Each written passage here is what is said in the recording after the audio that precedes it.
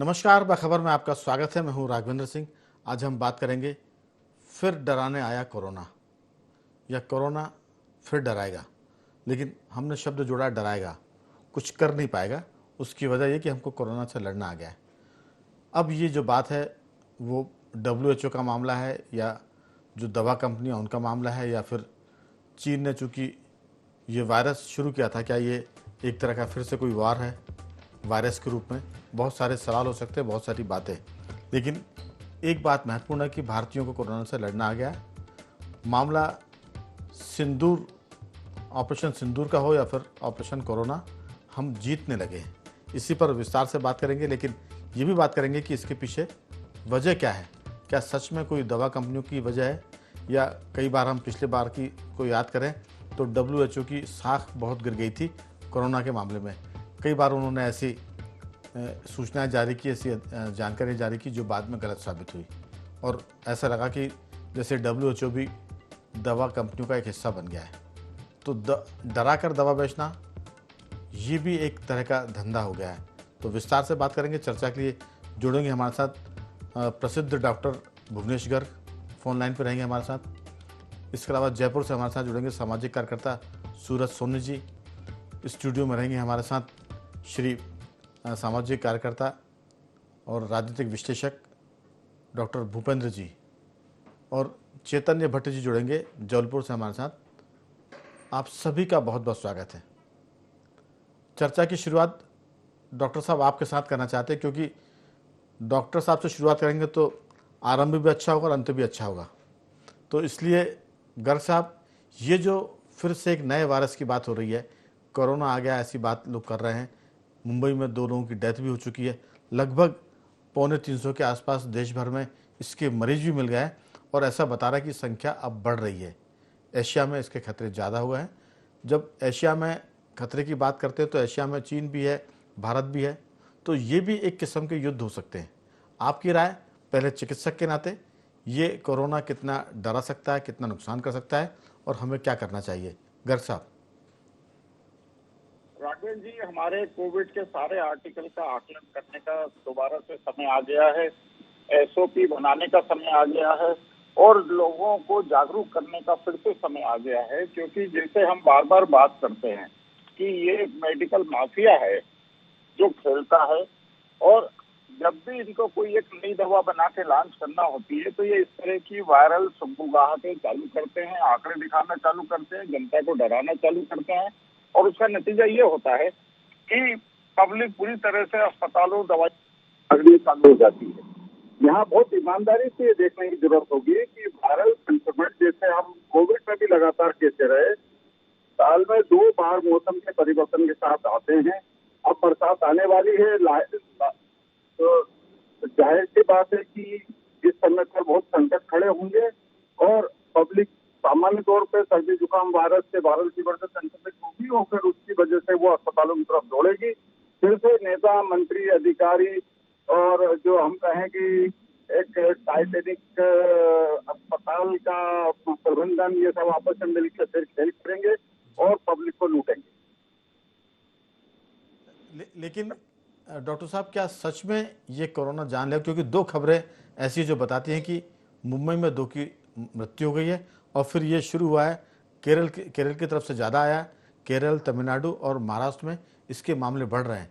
आपने कहा कि ये संक्रमण का काल हमेशा होता है जब मौसम बदलता है, लेकिन बदलते मौसम में अगर किसी को बुखार आ जाए, और अब चूंकि फिर बात शुरू हो गई कोरोना की, हमारा ये कार्यक्रम करने का मतलब है कि लोग अवेयर हो जाएं, इससे डरे नहीं। क्योंकि हमने तो मुकाबला कोरोना से किया था जो सीधा आया था। अब तो ये कोरोना का बहुत कमज़ोर रूप है, हर दिन ये कमज़ोर पड़ता जाएगा। लेकिन बात यह कि जिसको बुखार है, अगर वो जांच कराए तो सच में उसको कोविड-19 निकल आएगा। क्योंकि जैसे डॉक्टर साहब भी बताते हैं और लोग कहते हैं कि वायरस कभी मरता नहीं है, वो अपना रूप बदलता है और ज़रूर रहता है। तो कोरोना तो अब रहेगा। हमने पहले भी कई बार कहा कि कोरोना के साथ जीने की आदत डालनी पड़ेगी। ये उतना मारक नहीं है जितना ये शुरुआत में था, लेकिन मैंने एक आशंका ये भी जताई थी, क्या ये फिर कोई वायरस वार है? ये भी हो सकता है, क्योंकि भारत ने अभी, या दुनिया में जो कुछ तनाव चल रहा है, चाहे हम रूस यूक्रेन की बात करें, इजराइल और गाज़ा पट्टी फ़लस्तीन की बात करें, या भारत पाकिस्तान की बात करें, और चीन चूँकि भारत के खिलाफ और पाकिस्तान के पक्ष में है, तो क्या ये कोई वायरस का मामला भी है? डॉक्टर साहब, अगले दौर की बातचीत में इस पर भी आपकी राय लूँगा। हमारे साथ जयपुर से जुड़े हुए हैं सूरज सोनी जी। सूरज जी, आपका इसमें क्या कहना है और राजस्थान में इसकी क्या तैयारी है? देखिए, राजस्थान में वैसे इतना अधिक ये कोई इसका फैलाव है नहीं। 2 पेशेंट संभावित थे कल तक के, आज कोई अभी कंफर्म रिपोर्ट नहीं है, तो इससे अधिक कुछ भी नहीं है। लेकिन मैं एक बात यहाँ पे रखना चाहूंगा राघवेंद्र जी, कि कोरोना इतना घातक रहा है अब तक कि हमने 3 लहर देखी है। दूसरी जो लहर थी वो बिल्कुल मारक थी, लेकिन कोरोना से अधिक जो घातक है वो कोरोना का डर है। लोग पैनिक हो जाते हैं और उस पैनिक होने के कारण वो तुरंत प्रभाव से जो है वो इफेक्ट उनके बॉडी पे आता है, उनके मानसिक स्थिति पे आता है और उससे वो जो है उसका शिकार बने। उसके बाद में देखा कि भाई जितनी भी कैजुअलिटी हुई दूसरी लहर में हुई थी, तीसरी लहर के बाद में तो जो विशेषज्ञ थे, डॉक्टर्स थे, WHO सबने कहा कि भाई ये वेरिएंट है, इतना अब पावरफुल नहीं रहा है, इतना हानिकारक नहीं रहा है, हार्मफुल नहीं रहा लोगों के लिए, लेकिन अवेयर हमको रहना पड़ेगा। देखिए कि ये तय हो गया था कि हमको जीना इसके साथ ही, ये वायरस के साथ में, चाहे धीमा पड़ा हो लेकिन है। दूसरी एक जो संभावना अभी आपने रखी है, बहुत बड़ी संभावना है। चीन उनकी जैविक की जो है वो युद्ध का अभ्यस्त रहा है और ये भविष्यवाणी की गई थी कि अब जो विश्व युद्ध होंगे वो जैविक युद्ध होंगे एक तरह से। तो चाइना की जो संवेदना है वो सुनने रही है, पूरा विश्व मानता है और हम भी देखते हैं कि वहाँ की जो लैब से निकलने वाला ये जो मौत का जहर है ये पूरे विश्व में कैसे फैल जाता है पता ही नहीं चलता। तो हमको सजग रहना पड़ेगा, सावधान रहना पड़ेगा और जो गाइडलाइन थी उनका पालन भी करना पड़ेगा, क्योंकि मौसम का बदलाव और बदलते मौसम में सर्दी, बुखार, जुकाम ये आम होती है। लेकिन यही वो होता है। राजस्थान में तो देखिए कि जो OPD है वो बंद नहीं हुई है और ऐसे रोगों के लिए, श्वास रोगों के लिए और ये जो मौसमी है OPD कंटिन्यू अलग से चालू है और विशेषज्ञ डॉक्टर्स हर सेंटर पे उपलब्ध है, जांच भी हो रही है। तो मैं तो यही कहना चाहूंगा कि हमको पैनिक होने की आवश्यकता नहीं है, लेकिन फिर भी सावधान रहे, सजग रहे और डॉक्टर्स को जरूर दिखाएं। थोड़ा भी संभावना लगती है तो आइसोलेशन में जाना चाहिए आदमी को, चाहे वो छोटा वेरिएंट हो चाहे घातक वेरिएंट हो, लेकिन वेरिएंट तो है ही। तो ये हमको इसके साथ जीना है, तो इसके साथ में जीने के जो गाइडलाइंस है, प्रोटोकॉल्स है, उनका पालन तो करना ही पड़ेगा राघवेंद्र। बिल्कुल, लेकिन सवाल ये कि आपने जैसे चर्चा की शुरुआत में कहा कि कई बार डर की वजह से भी इससे दिक्कत पैदा हुई। कोरोना की सेकेंड वेव जो थी उसमें लोग बीमारी से कम डर से ज़्यादा मर गए, क्योंकि खबरें सुनी कि लोग मर रहे हैं, इतनी संख्या होगी मरने वालों की। पास के वार्ड में मौत हो गई, सामने जो भर्ती था पलंग पर कल उसकी सुबह 4 बजे मौत हुई, पड़ोस में मौत हो गई। तो ये सब जो चीज़ें थी ये आदमी को डिप्रेशन में ले जाती है और उससे फिर कई बार आदमी का भीतर से जो लड़ने की ताकत है बीमारी से वो कमज़ोर पड़ती है और वो उसकी डेथ होती है। हमारे साथ मध्य प्रदेश के वरिष्ठ पत्रकार जौलपुर से जुड़े हुए हैं चैतन्य भट्टी जी। चैतन्य भट्टी जी, कोरोना अब तो नया नहीं है, हिंदुस्तानी तो इस मामले में बहुत, मैं कहूँगा कि ढीठ होते हैं। भोपाल का मैं एक आपको उदाहरण दूंगा, जब गैस निकली थी यहाँ MIC, जब निकली थी मिक गैस, मिथाइल आइसोसाइनेट, तब तो लोग मर गए थे। पहले दिन की बात करें, दूसरे दिन की, उस हादसे के शिकार हुए थे। लेकिन जब उनको पता चला कि इसके बचाव के उपाय क्या हैं, कि जब ये गैस निकले तो आप रुमाल गीला कर लीजिए, आंखों पर लगा लीजिए, मुंह पर बांध दीजिए, ज़्यादा कुछ हो तो पानी की टंकी में एक डुबकी लगा लीजिए, अगर कई बार मल्टी स्टोरेज में पानी की टंकियाँ होती है। तब भोपाल के लोग कहते थे कि अब अगर गैस रिसी तो हम बताएंगे कि मर नहीं सकते, क्योंकि हमको गैस से बचने के तरीके पता चल गए। कोरोना से लड़ने के तरीके हिंदुस्तानियों को आ गए हैं। इसलिए यहाँ स्वास्थ्य सेवाएं बहुत अच्छी नहीं थी भारत में, अभी भी नहीं है, लेकिन इसके बावजूद जो कैजुअलिटी हुई वो जो आशंका थी उससे काफ़ी कम हुई, क्योंकि भारतीयों में लड़ने की ताकत भी है और उन्होंने सजगता भी बरती। आपकी राय, ये जो नया वेरिएंट आया जिससे JN1 कह रहे हैं, इसमें जो फिल्म स्टार हैं शिल्पा शिरोडकर वो भी इसकी चपेट में आई हैं, और इसके अलावा क्रिकेटर हैं ट्रेविस हेड, वो भी पॉजिटिव पाए गए हैं। तो इस वजह से भी लोग थोड़ा सा अलर्ट मोड पे आ रहे हैं। आपकी राय, सजग तो सबको होना चाहिए, लेकिन क्या डरना भी चाहिए? नहीं, देखिए राघवेंद्र जी, किसी भी रोग को लेकर निश्चित तौर पे एक भय तो आता है व्यक्ति के मन में। जी, और जिस तरह से कोरोना में जिस तरह से मृत्यु हुई थी, और आपने देखा होगा शमशान घाटों में लाशें पड़ी हुई थी, उनको कोई देखने वाला नहीं था, क्योंकि उनकी व्यवस्था जो थी वो ये थी कि सरकार ही उनको जी, अंतिम संस्कार करेगी। तो कोरोना ने का जो एक भयानक रूप हम लोगों ने देखा है, 2 साल तक 3 साल तक लॉकडाउन रहा, लोगों की रोजी रोटी चली गई, लोगों का धंधा खराब हो गया। तो इसमें कोई शक नहीं है कि कोरोना के नाम से एक भय तो उत्पन्न होता है। लेकिन जैसा कि अभी स्वास्थ्य विभाग भी बता रहा है, भारत सरकार का और मध्य प्रदेश शासन का, कि ऐसा कोई खतरनाक वेरिएंट नहीं है। जी। लेकिन उसके बावजूद भी अगर हम सावधानी रखेंगे, जैसे अब मास्क लगाने वाली बात है या बार बार साबुन से हाथ धोने वाली बात है, तो भीड़ भाड़ वाले इस इलाके में ना जाएं, यात्रा अगर कम से कम करना पड़े तो वो भी स्वीकार कर लें। तो अगर इस तरह से बचाव की स्थिति बनती है तो मुझे लगता है कि ये कोरोना का जो नया वेरिएंट आया है, अभी तो कोई ऐसी बहुत ज्यादा कैजुअलिटी की खबरें भी नहीं है जी। और ऐसा भी नहीं पता लग रहा है कि हर जगह पे इस तरह की फैल रहा है कोरोना। जो कुछ भी जो घटनाएं हुई हैं वो बहुत ही छोटी हैं अगर आप भारत की जनसंख्या के दृष्टिकोण से हम देखते हैं। लेकिन फिर भी इसके बावजूद देखिए, आजकल तो क्या है कि अगर बुखार आता है तो डॉक्टर कह देता वायरल इन्फेक्शन है। कौन सा वायरल इन्फेक्शन ये नहीं बताता, वो कहता है कि आप 7 दिन एंटीबायोटिक ले लीजिए और ठीक हो जाएगा।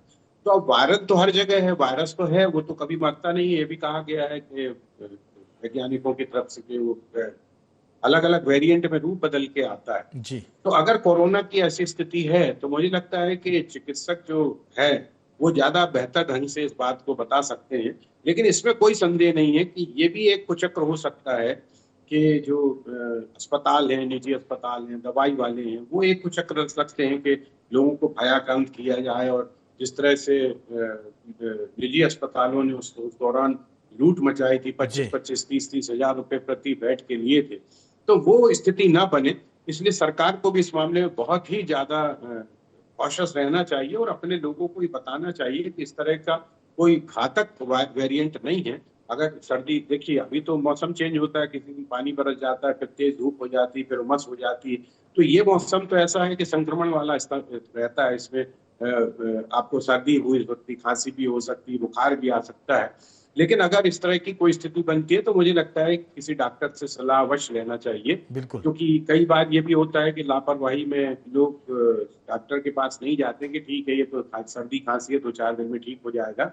लेकिन अगर कोरोना की स्थिति बन रही है जैसा देश में, जैसा कि बताया जा रहा है, अभी वो स्थिति नहीं आई कि कोरोना का भयानक रूप आ जाए, लेकिन उसके बावजूद अगर हम सावधानी बरतेंगे तो निश्चित तौर पे हमारे स्वास्थ्य के लिए बेहतर होगा। बिल्कुल। भट्ट साहब, दरअसल कोरोना काल की हम बात करें तो आईसीयू में एक बेड के 25,000 रुपये तक लिए जा रहे थे। और आप देखिए कि कोरोना तो ख़त्म हो गया, लेकिन निजी चिकित्सालयों में आईसीयू पलंग का रेट अभी उतना ही है। वो 25,000 20,000 रुपये पर डे ले रहे हैं। अगर आप आईसीयू में भर्ती हुए तो 5 दिन अगर आप भर्ती हो गए तो 1-1.25 लाख रुपये तो आपका सिर्फ भर्ती होने का होगा। फिर नर्सिंग का अलग होगा, दवाई का अलग होगा, जांच का अलग होगा, तो वो 2-2.5 लाख आपके लग जाएंगे आईसीयू में भर्ती होने के। जो कोरोना के समय उन्होंने उसकी दर निर्धारित की थी। तब संकट बहुत था, तब चीज़ें बहुत महंगी थी, फिर वो पहन के आते थे जो उससे बचाव के उपाय होते हैं। लेकिन अब तो वो हालात नहीं है। लेकिन वो जो मामला ऊंचाई पर गया था, उछाल महंगाई हुई थी, वो कम नहीं की गई है। डॉक्टर भूपेंद्र सुलेरिया जी, सवाल सामाजिक जागरूकता का भी है और राजनीतिक सक्रियता का भी है, और उसके साथ साथ चिकित्सकों में ईमानदारी का भी है। क्योंकि कई बार भय दिखाकर भी बहुत सारी जांचें कराई जाती हैं और पता होता है कि कुछ निकलता नहीं है। इसका मतलब ये नहीं कि जांच फिजूल चली गई। कई बार बेवजह जांच कराई जाती है। ऐसा नहीं कि जांच नहीं होनी चाहिए, लेकिन भारतीयों को तो ये है कि अगर जांच कराई और कोई बीमारी ना निकली तो बोलते हैं डॉक्टर ने बेकार जांच कराई, जबकि वो उन्होंने कहा सतर्कता के लिए। लेकिन अब जो आरोप लगते हैं वो ये कि डॉक्टर बिल बढ़ाने के लिए जांचें कराते हैं और खामखा जांच होती है। ये भी एक बात है निकल कर। आपकी राय, चीन, सिंगापुर, थाईलैंड, हांगकांग और भारत में ये वायरस फैल रहा है और भारत के लोग चूँकि लापरवाह ज़्यादा होते हैं सेहत के प्रति। हालांकि कोरोना के बाद से हालात बदले हैं, लोग स्वास्थ्य के प्रति थोड़ा सा जागृति आई है। लेकिन ये जो दौर है JN1 का, ये कितना खतरनाक हो सकता है। हालांकि हम लोग चिकित्सक नहीं है, गर्ग साहब बताएंगे। सीधी सी बात है कि कितना संभलना चाहिए।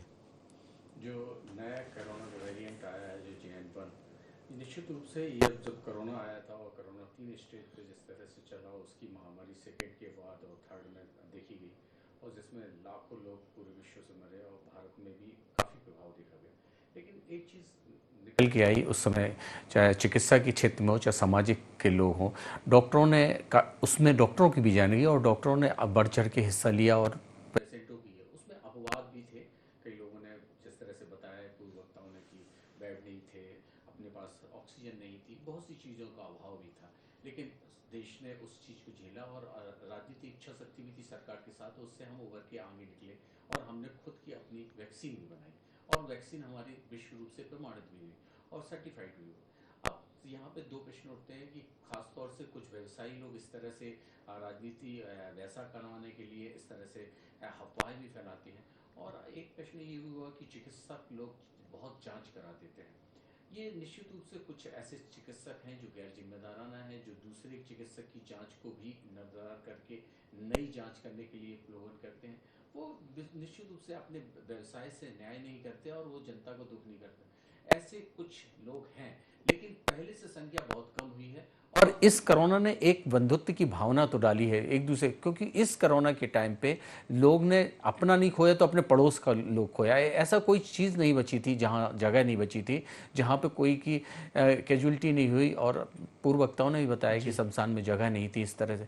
तो ये जो आती हैं जो सब चीज़ें सबसे महत्वपूर्ण होती हैं किसी भी रोग को बचने के लिए, उसकी जानकारी, उसकी सावधानियाँ, और इस जानकारी सावधानी से लगभग हम मानते हैं कि 80% रोग पे हम काबू पा सकते हैं। उसके बाद चिकित्सा होती है और फिर शासन और प्रशासन का दायित्व होता है। तो अगर हम पहले स्टेप से इस तरह से तैयार रखेंगे, जो चीज़ें जो पूर्व वक्ताओं ने भी बताई कि हम मास्क पहने, ऑक्सीजन, और सुबह अपने ह्यूमिनिटी का ध्यान रखें, क्योंकि जब तक हमारी प्रतिरोधक क्षमता अच्छी होगी तो हम पर कोई वायरस इफेक्ट नहीं करेगा। और हम लोग तो पहले ही सुबह उठने वाले लोग हैं हिंदुस्तान के लोग, और जो अब कल्चर देर रात्रि का हो गया उसको त्यागना जी, पड़ेगा। अब तो बिगड़ गए हैं। पहले उठते थे सुबह, अब तो गांव में भी लोग देर से उठते हैं और देर से सोते हैं और देर से खाना खाते हैं। ये बहुत सारी एक तरह से बुरी आदतें आ गई है। लेकिन सवाल वही है कि बीमारी से बचना तो पहले शरीर को मजबूत बनाना होगा, और मजबूत शरीर ही बीमारी से लड़ सकता है। डॉक्टर गर्ग साहब, आपने कहा कि ये जो सारा मामला है ये पहले से ही इसका अंदेशा था, क्योंकि जो लोग हैं, चाहे वो दवा कंपनी वाले हों या कोई और, वो बार बार कुछ कुछ महीने के अंतर से वायरस की अफवाह फैलाते हैं, या सच में कुछ छोटा मोटा वायरस आता भी होगा लेकिन उसको वो धंधे में बदलते हैं, बिजनेस में बदलते हैं। आपकी राय इससे बचने के उपाय क्या? हालांकि पहले आप कई बार बता चुके हैं, लोगों को रट भी गया होगा, लेकिन भारतीय आदमी भूल बहुत जल्दी जाता है। इससे ज़रूर आप ये बताएं कि इससे बचने के उपाय क्या हो सकते हैं और इस पूरे जाल से कैसे निकलना है। नहीं राघवन जी, बहुत सीधी सी बात है। इसके पूरे detailed protocol, standard operating procedure, क्या करना चाहिए क्या नहीं करना चाहिए, लगातार आप पब्लिक डोमेन में है, तो मैं नहीं समझता उन सब चीजों को बार बार रिपीट करने की जरूरत है। मेरा जो सबसे बड़ा चिंता का विषय है कि ये जो फार्मा क्राउन को हमने संज्ञा दी है, फार्मा माफिया जो सारे सिस्टम के साथ मिलके, जिसमें नेता, मंत्री, अधिकारी, डॉक्टर सब शामिल हैं, ये जबरदस्ती का माहौल बार बार उठाएंगे क्योंकि इनको एक बहुत अच्छा व्यवसाय का कारण मिल गया, क्योंकि साल में 2 बार वायरस इनको पहनाना है। लेकिन मेरी जो मेन चिंता का विषय है वो है एंटीबायोटिक अब्यूज का। हम सिर्फ 1 लाख, 2 लाख, 5 लाख कुल मौतें हुई थी कोरोना में, उस समय इसमें भयाक्रांत हो गए थे। लेकिन साइलेंटली 1 करोड़ 10 लाख मौतें हर साल एंटीबायोटिक अब्यूज, ओवर यूज की वजह से हो रही हैं। ये WHO की रिपोर्ट भी आ गई है, ये लैंसेट से भी आ गया है, ये सब जगह टाइम है। हम लगातार देख रहे हैं कि मरीज अच्छा जाता है अस्पताल में, और अस्पताल में जाने वाले 100 मरीजों में से 49 लोग अस्पताल से लाइलाज इंफेक्शन लेके आते हैं एंटीबायोटिक की वजह से। ये बेहद चिंता का विषय है। मेरा मानना है कि इसके ऊपर जन जागृति कराना चाहिए, सरकारों को आगे आना चाहिए। बाकी आपको साल में 2 बार वायरल संक्रमण होगा, वो आपकी इम्यूनिटी बढ़ाने का काम करेगा, उससे डरने घबराने की जरूरत नहीं है। खुश रहिए, प्रसन्न रहिए, अच्छे से अच्छा ताजा गर्म भोजन कीजिए, खुली हवा में सांस लीजिए, खुली हवा में एक्सरसाइज कीजिए। जहाँ तक हो सके आप अपने मोबाइल को, अपने टीवी को रात के समय में बंद करके अपने से दूर रखने की कोशिश कीजिए, ताकि उसकी मैग्नेटिक फील्ड आपके उसको सिस्टम को डिस्टर्ब ना करे। हमारा हर सेल मैग्नेटिक सिस्टम पर काम करता है नॉर्थ ईस्ट डायरेक्शन में, क्योंकि उसमें सोडियम अणु होता है। ये नॉर्थ ईस्ट डायरेक्शन के हिसाब से करते हैं, और इसलिए ये कहा जाता है कि सोने के लिए आपके बिस्तर की व्यवस्था भी नॉर्थ ईस्ट पैटर्न पर ही होनी चाहिए। तो मेरा ये बहुत स्पष्ट मानना है कि आप मोबाइल रात को 10 बजे के बाद अपने से दूर करेंगे और अपने आप को प्रसन्नचित रखेंगे, सुबह जल्दी उठेंगे, ताजा भोजन करेंगे, अपने आप को धूप में पसीना निकाल कर खाएंगे। तो मैं समझता हूँ किसी भी झुग्गी झोपड़ी में, मजदूर वर्ग में, गरीबों में कोरोना, तो क्या कोरोना का पिताजी भी नहीं पहुंचा था पिछले 6 सालों में, और अभी उनका बच्चा भी नहीं पहुंचेगा। बिल्कुल आप ठीक कह रहे हैं, लेकिन जो आपने एक बात कही कि एंटीबायोटिक्स का जो इस्तेमाल होता है वो भी प्रतिरोधक क्षमता को घटा रहा है। भारत में तो अगर आप पहुंच जाए किसी भी डॉक्टर के पास, सबसे पहले वो बीमारी बाद में का इलाज बाद में करेगा, पहले एंटीबायोटिक्स लिखता है। ये जो चलन भारत में है, दुनिया में किसी भी देश में नहीं है, जबकि कई देशों में तो ये बड़ी कड़ाई से इसको लागू किया गया कि जब बहुत ज़रूरी हो तब एंटीबायोटिक्स दिए जाएं। यहाँ तो सर्दी जुकाम होने पर भी वो सब दे दिए जाते हैं। इस पर कैसे रोक लगे? क्या स्वप्रेरणा से डॉक्टर ऐसा करें या इस पर कोई कानून बनना चाहिए? गर्ग साहब। तो प्रेरणा कहाँ से आएगी राघवेंद्र जी? यहाँ तो पूरा व्यापार जो है ना, यहाँ तो बहुत बड़ा खेल है। इसको कैसे रोका जाएगा? हम इतनी कोशिश कर रहे हैं एंटीबायोटिक, इस पर क्या रोक लग पा रही? तो चलिए, इस पर कहीं ना कहीं फिर कानून की जरूरत है, क्योंकि स्व प्रेरणा से अगर कुछ चीज़ नहीं होगी तो फिर कानून भी इसको रोक तो नहीं पाएगा, कम जरूर कर पाएगा। सूरज जी, आपकी बहुत छोटी सी राय। बीमारी तो ये आ रही है, लेकिन ये बहुत जानलेवा नहीं है। और जो बात डॉक्टर गर्ग कह रहे हैं कि आपको शरीर को स्वस्थ रखना है, धूप में रहना है, पसीना बहाना है, खुली हवा में सांस लेना है और ताज़ा खाना खाना है, यही आपकी एक्सरसाइज करनी है, ये आपको बीमारी से बचाएगा, चाहे वो कोरोना हो या कोई दीगर बीमारी। छोटी सी टिप्पणी आपकी। देखिए राघवेंद्र जी, भारत गांव का आधारित देश है। अधिकतर जो आबादी हमारे गांव से निकलती है, तो उसका ये एक अच्छा संकेत ये रहा कि जब कोरोना आया तो लोगों की जो रोग प्रतिरोधक क्षमता थी, इम्यून पावर थी, वो बढ़ी हुई थी। यूरोप के अंदर अधिक कैजुअलिटी हुई, भारत में नहीं हुई। और इसका एक उदाहरण छोटा सा मैं और दूंगा कि निम्फा जो वायरस केरल में आया था थोड़ा हमारे चमगादड़ के द्वारा, तो ये कहा गया था कि विनाश कर देगा, त्राहिमाम कर देगा। यूरोप और साउथ अफ्रीका के कई देशों को इसने जो है वो बर्बाद कर दिया था, लेकिन भारत के अंदर ये फैल ही नहीं पाया था। तो हमारे यहाँ पे लोगों के अंदर जो इम्यून पावर है, इम्यून सिस्टम मजबूत है उनका, तो मैं समझता हूँ कि और लोग सावधानी भी रखते हैं, लोग गाइडलाइंस का पालन भी करते हैं।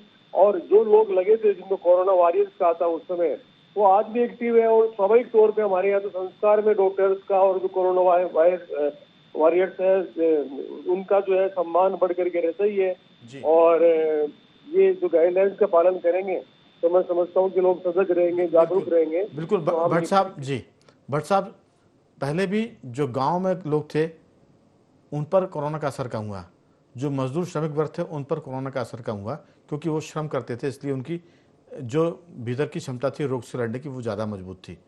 इसकी दरकार है, शहर के लोगों ने इसको अपनाया भी है। कोरोना के बाद से मैं देखता हूँ कि शहरों में इसके प्रति बड़ी जागृति आई है। आपकी राय?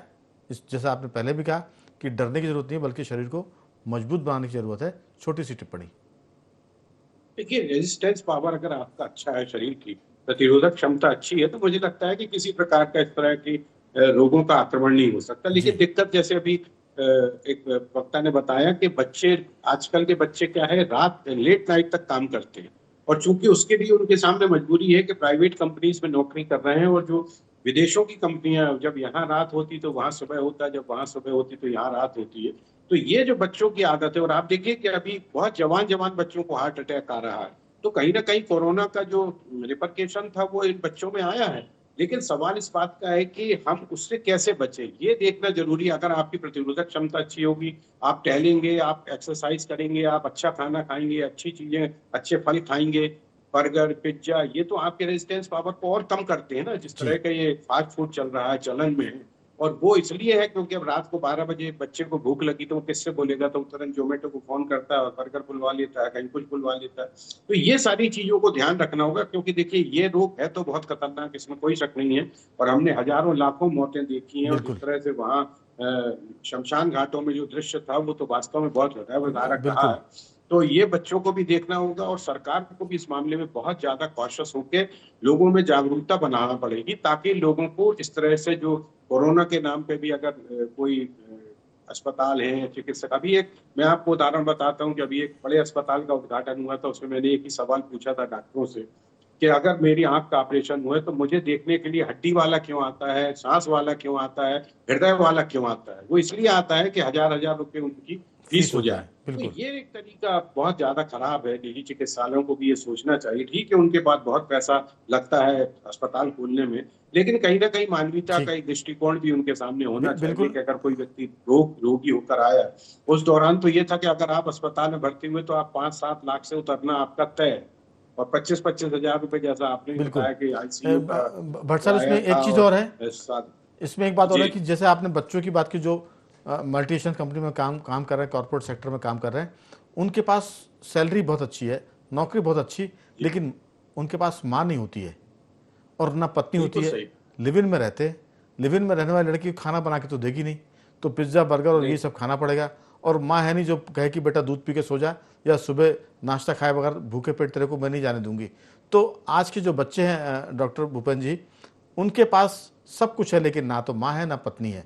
तो ये भी लौटाने की ज़रूरत है। आपकी समय खत्म हो चुका है, बहुत 2-4 वाक्यों में टिप्पणी। बिल्कुल सही कह रहे हैं, निस्संदेह रूप से, क्योंकि अपने यहाँ एक नाइट कल्चर डेवलप हो गया है। ठीक। हम लोग यूरोप की तरह कल्चर की अपनी एक्टिविटीज कर रहे हैं, और जो अपनी परंपराएं हैं और जो संस्कृति है उनसे दूर भी। बिल्कुल। जिनके पास माँ भी हैं उनके साथ भी। लेकिन मुझे ये मालूम है कि अपनी सनातनी जो योग है, योग से भी काफ़ी कुछ इलाज ठीक हुए थे, तो वो भी, और अपनी आयुर्वेद को भी मजबूत करना कह पड़ेगा। सकते हैं कि माँ अगर है तो बीमारी कम होगी, और पत्नी है तो बीमारी तो होगी लेकिन वो ठीक कर देगी। लोग कई बार मजाक में कहते हैं कि अगर आपको लू लग गई है तो क्या भाभी जी से कहूँ 2 मिनट में लू उतार देंगी। तो पत्नी भी है तो बीमारी कम होती है, और माँ है तो फिर बीमारी आपको होगी नहीं, होगी तो माँ उसको झेल जाएगी। तो कोरोना तो है लेकिन इससे डरने की ज़रूरत नहीं, क्योंकि हमें स्वस्थ रहना है और इससे लड़ना भी है। मैं चारों मेहमानों का साधुवाद करूँगा। डॉक्टर गर्ग साहब आपका धन्यवाद, सूरज जी आपका बहुत धन्यवाद, और भट्ट साहब आपका भी साधुवाद, भूपेंद्र जी आपका बहुत धन्यवाद की चर्चा में हिस्सा लिया। तो बखबर में आज सिर्फ इतना ही। बने रहिए हमारे साथ और देखते रहिए IND24।